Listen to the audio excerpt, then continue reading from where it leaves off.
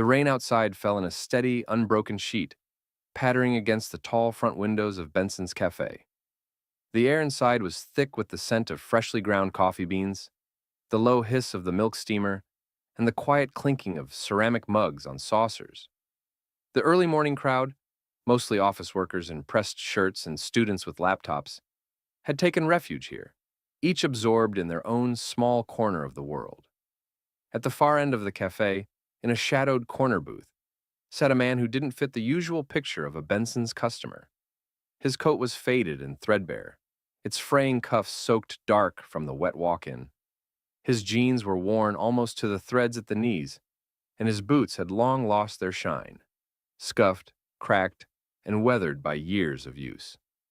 A week's worth of gray stubble covered his jaw, and his hair hung in uneven strands just past his collar. He wasn't causing a scene. In fact, he was perfectly still, hands wrapped around a paper coffee cup that had long since stopped steaming. His eyes were fixed on the rain-streaked window beside him, as though following something only he could see. On the seat beside him sat a small leather satchel, worn to softness, and a folded newspaper with a headline blurred by a coffee ring. Near the counter, Lena, the young barista working the morning shift, kept glancing toward him. Every time she did, she felt a little twist in her stomach. She'd been told before to watch customers who didn't match the cafe's usual clientele. The man had been here for over an hour, barely touching his drink, and the early work crowd was beginning to notice him too. A pair of women in business coats exchanged a quick look when they walked past, one murmuring something the other tried to hide behind a polite smile. Finally, Lena pulled out her phone and tapped a quick number. Her voice was low, almost apologetic. Yeah, can you send someone over? We've got a guy here. No, not making trouble exactly, just, you know, doesn't seem like he's leaving. 10 minutes later, the doorbell above the cafe entrance chimed, and Officer Mark Dwyer stepped inside. His uniform was immaculate. Navy shirt pressed to sharp creases, silver badge gleaming under the warm cafe lights, belt heavy with the standard gear. He scanned the room quickly, his gaze settling almost instantly on the man in the corner. Lena met him halfway. That's him, she whispered, tilting her head toward the booth. He's been here forever, just sitting. People are starting to feel uncomfortable. Dwyer gave a small nod and squared his shoulders as he walked toward the table. His boots struck the tile with a deliberate rhythm, each step cutting through the low murmur of the cafe. When he stopped at the table, the man looked up slowly. His eyes were clear, their gray-blue color catching the light, but there was no defensiveness in them, only a calm, almost weary patience. Morning, Dwyer said in a firm, official tone. You can't sit here if you're not ordering. The man glanced down at the coffee cup in his hands. Bought this an hour ago, he replied, his voice steady but quiet. Dwyer didn't soften. Then you've overstayed your welcome. Time to move along. A small pause hung in the air, thick enough to feel. The man's gaze lingered on Dwyer for a moment longer, as if measuring him, before he set the cup gently on the table and began to gather his belongings. His movements were unhurried, deliberate, as though each gesture carried its own weight. The cafe was silent now, the steam wand hiss gone, the casual conversation stalled. Everyone's eyes followed the two men, though most pretended to be reading emails or staring into their mugs. Without another word, Dwyer stepped aside and gestured toward the door. The man adjusted the strap of his satchel, slid the folded newspaper under his arm, and walked out into the rain. The bell chimed behind him, its cheerful ring oddly out of place. Dwyer followed him to the threshold, watching as the figure moved down the wet sidewalk, each step slow but sure, until the gray rain swallowed him from view. The cold hit immediately as they stepped outside. The rain was still coming down in fine, wind-driven sheets, coating the sidewalk in a slick, mirror-like sheen. Traffic rolled past in slow bursts, tires hissing over wet asphalt, and the air carried that sharp smell of damp concrete, mixed with the faint, metallic tang of city rain. Officer Dwyer kept a step behind the man as they moved away from the cafe's doorway, his hands resting lightly on his duty belt. He wasn't worried about trouble.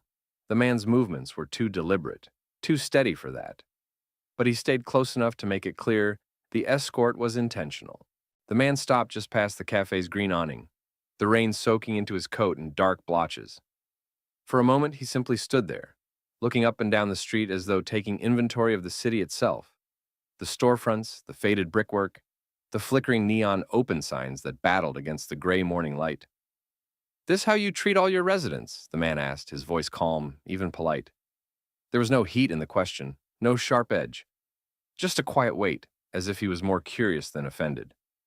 "My job," Dwyer replied, glancing toward the cafe window where a few faces still peered out, "is to keep places safe. That's not a shelter. It's a business." The man's gaze shifted toward him, slow and deliberate. His eyes were striking up close, pale blue with tiny flecks of green, the kind of eyes that could be warm or piercing depending on the light. Right now, they were unreadable. "Safe," the man repeated softly as though tasting the word. He gave a small nod, almost to himself, and then adjusted the leather satchel strap over his shoulder. It was an old bag, but the way he handled it, careful, practiced, suggested it carried something more important than it looked. They stood there for a moment, the rain tapping gently against the brim of Dwyer's cap. Then, without another word, the man started walking down the sidewalk. His pace was unhurried, and his posture carried a quiet dignity that didn't match his weathered clothes. Dwyer watched him go. The man didn't glance back once. From behind, that old coat and steady gait could have belonged to any of the dozens of people Dwyer had moved along, from doorways and park benches over the years. But something about this one felt different, not defiant, not defeated, just deliberate.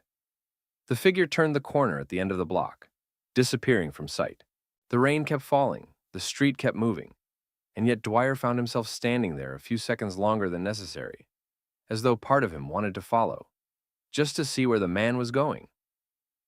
An hour later, Officer Mark Dwyer was back at the precinct, the rain still dripping from the brim of his cap as he stepped inside. The warmth of the station was immediate. The faint scent of strong coffee, the low hum of printers and ringing phones, the scuff of boots across linoleum floors. He made his way to the break room, intent on grabbing something hot to drink before tackling his reports. The room was modest. Two mismatched couches pushed against the wall, a square table in the center, stacked with week-old newspapers, and a television mounted in the corner, playing the local morning news at low volume. Detective Cole sat at the table, hunched over a paper plate of eggs, eyes half on the TV. "Dwyer," he mumbled between bites. "You see this?" Mark shook his head, moving toward the coffee pot. "See what?" Cole just jabbed his fork toward the screen. "That." Dwyer glanced up. At first, it was just standard news footage. The State House, a cluster of reporters, microphones flashing under the gray morning sky. Then the camera angle shifted. There he was, the man from the cafe. Only now, his beard was neatly trimmed, his hair combed back, and his posture, straight, confident, deliberate, carried none of the weariness Dwyer had seen earlier. He was standing behind a podium draped with the state seal, speaking into a bank of microphones. The chyron at the bottom of the screen read, "Governor Harris continues undercover homelessness tour." For a second, Dwyer thought it had to be a mistake, but as the reporter's voiceover filled the room, the truth began to settle in. Governor Samuel Harris has spent the past week visiting shelters and public spaces in disguise to better understand the challenges faced by the state's homeless population. This morning, Harris was seen downtown, where witnesses say he was asked to leave a local cafe. Dwyer's stomach tightened. He didn't need the reporter to finish that sentence. The video cut briefly to archival footage. Harris at a campaign rally, shaking hands, smiling, surrounded by cheering crowds, then back to the live press conference. The man's voice was calm but commanding as he spoke about dignity, compassion, and the responsibility of public spaces. But Dwyer wasn't hearing the words. His mind had already rewound to the cafe. The frayed cuffs of the coat, the quiet patience in the man's voice, the way he had looked at him. Not angry, but searching, measuring. Cole smirked faintly. "Guess you had an interesting morning, huh?" Dwyer said nothing. His coffee sat untouched on the counter. He just kept watching the screen, the image of the man, the governor, crystallizing in his mind, along with the realization that this wasn't going to stay quiet for long. The break room door swung open with a sharp creak, and Captain Ortega stepped inside, his phone pressed to his ear. His eyes immediately found Dwyer. "Yeah, I've got him right here," Ortega said into the receiver, his voice clipped and professional. A pause. Understood. He lowered the phone but didn't put it away. Instead, he stood there for a beat, studying Dwyer like a man trying to decide how to word something unpleasant. "Mark," he said finally, "Governor's office just called. They want a meeting. Today, you're in it." The words landed with the weight of a steel door closing. Dwyer straightened instinctively, but there was a hitch in his voice when he answered. "A meeting? About what?" Ortega's brows lifted in a look that was almost disbelief. "What do you think it's about? This morning, Benson's Café. Ringing any bells?" The room seemed smaller all of a sudden, the hum of the fridge too loud, the fluorescent lights too bright. Dwyer's mind replayed the scene, the rain, the frayed coat, the calm way the man had stood up without protest. He remembered thinking he'd seen something in his eyes, something unusual, but he'd pushed it aside. Procedure first, always procedure. But now that procedure was about to be dissected in front of the most powerful man in the state. "I was just doing my job," Dwyer said, though the words felt hollow even as they left his mouth. Ortega gave a small, humorless laugh. "Then you better hope the governor sees it that way. Get yourself together. We're leaving in 20. The captain walked out, the door swinging shut behind him. Dwyer stayed frozen for a moment, his hand resting on the back of the chair. He felt the strange pull of two competing instincts, the trained confidence of a uniformed officer and the creeping awareness that he'd made a judgment he couldn't take back. Finally, he reached for his cap, the brim still damp from the rain, and headed to his locker. Each step toward the exit seemed to echo louder than the last. The state capitol's main conference room was nothing like the precinct meeting spaces Dwyer was used to. High ceilings arched above rows of heavy oak chairs, the polished wood glowing under warm light from antique fixtures. Thick maroon curtains framed tall windows, muting the sound of the busy city outside. The air smelled faintly of leather, paper, and fresh polish, the scent of authority. Dwyer entered with Captain Ortega, the steady click of their boots echoing off the stone hallway before being swallowed by the carpeted floor inside. At the far end of the room, behind a long table, stood Governor Samuel Harris. Gone was the threadbare coat, the weathered boots, the satchel. The man before them was sharply dressed in a tailored navy suit, a white dress shirt crisp against his skin, and a tie knotted with the precision of habit. His posture was straight but relaxed, hands resting lightly on the back of a chair. "Officer Dwyer," the governor said, his voice even but carrying an undertone that demanded attention. "Captain." "Governor," Ortega replied, offering a respectful nod. Dwyer followed suit, his handshake with Harris brief but firm, though he could feel in that brief contact that the man's grip carried both strength and restraint. "Please," Harris gestured to the chairs across from him. "Sit." They did. The governor didn't immediately begin. Instead, he studied Dwyer in a way that felt uncomfortably similar to the moment in the cafe. Eyes locked, unblinking, as if searching for the measure of the man. "This morning," Harris began, "was instructive." Dwyer cleared his throat. "Sir, I was responding to a call. The barista—" "I know why you were there," Harris interrupted, not with anger, but with a quiet authority that made the air seem heavier. "What I want to know is how you were there, how you saw me, how you decided who I was before I said more than 2 sentences." Dwyer felt the heat creeping up the back of his neck. "With respect, sir, I was following procedure. The cafe staff felt uncomfortable." "Procedure," Harris repeated softly, leaning back in his chair. "Or assumption." The room went still. Harris's gaze never left Dwyer's, and for the first time, Dwyer found it hard to hold. The question wasn't a shout, wasn't an accusation hurled across the table. It was worse than that. It was calm, deliberate, and utterly certain. Harris folded his hands. "I've been walking this city for a week, officer. I've slept in shelters. I've stood in line at soup kitchens. I've sat quietly on park benches in the rain. And do you know what I've learned?" Dwyer shook his head, though the tightness in his chest told him the answer was already coming. "I've learned that people don't look twice at you when you're invisible, until they decide you're a problem." The words landed with the weight of truth, and for a moment Dwyer had nothing to say. Dwyer half expected the governor to dismiss him with a sharp word and a political speech for the press.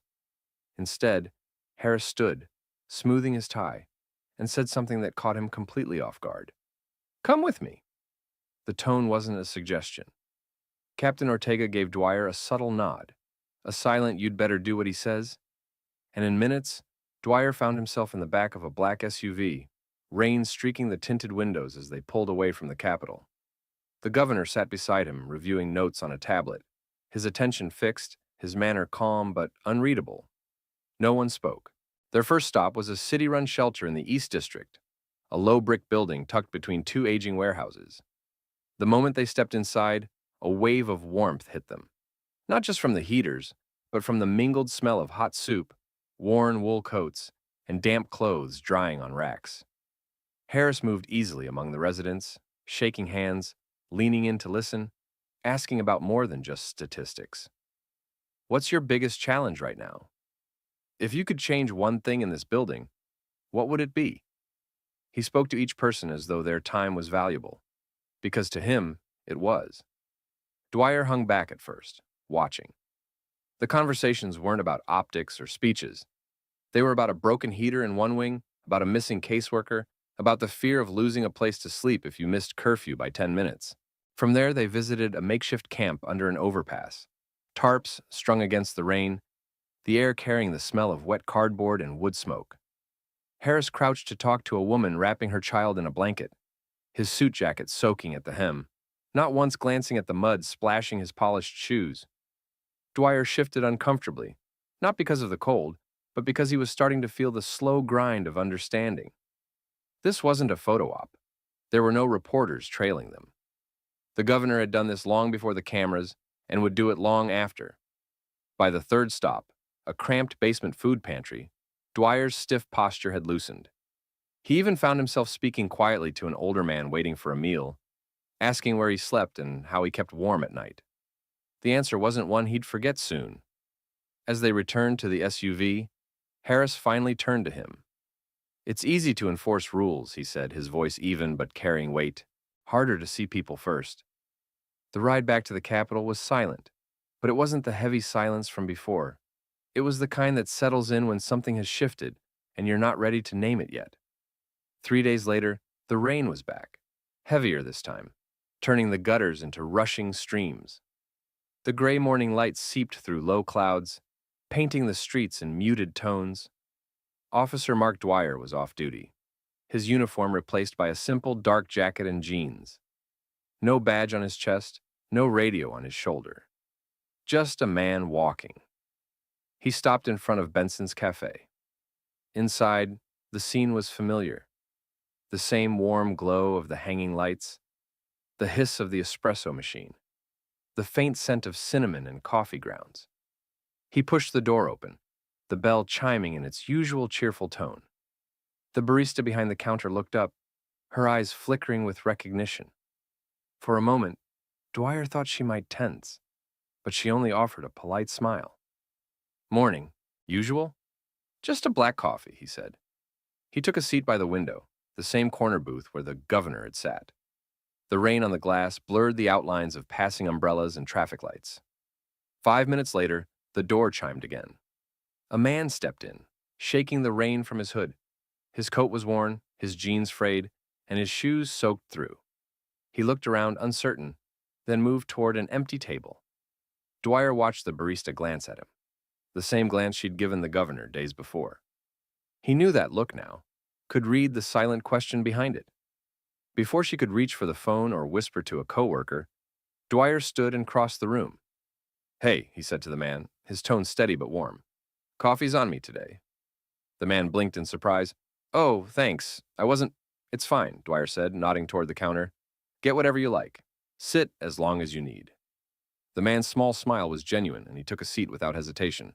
Dwyer returned to his booth, the coffee warming his hands.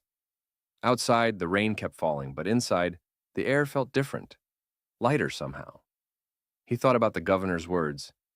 It's easy to enforce rules, harder to see people first. Maybe, he realized, seeing people first was the job.